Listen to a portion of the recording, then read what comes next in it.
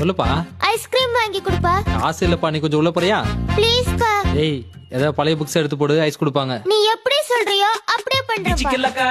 என் மகன் என்பரம் தந்தை சொல் தட்டாதவன், ஆனால் அறிவில் அவன் அப்பனுக்கே அப்பன்.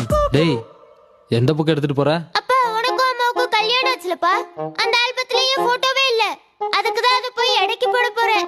அத போட போறியா? நான் கொடுக்க மாட்டேன். பழைய ஆல்பம் விட்டா காசு வரும், காசுல ஐஸ் கேண்டி வரும், ஐஸ் கேண்டி சாப்பிட்ட வயிறு பூராயிடும். Ice candy, ice candy. டேய், படா வந்துட்டு ஆல்பத்தை தூக்கிட்டு. என்கிட்ட சொல்லாமலே நீங்க ரெண்டு பேரும் கல்யாணம் பண்ணீங்கல்ல, நானும் வளர்ந்ததுக்கு அப்புறம் உங்ககிட்ட சொல்லாமலே கல்யாணம் பண்றேன். This is my challenge. Pinki எங்க இருக்கமா? ரூபாய் ஆல்பத்தை வெறும் 5 ரூபா குச்சி ஐஸுக்கு போட பாக்குறானே, இவனை என்ன பண்றது?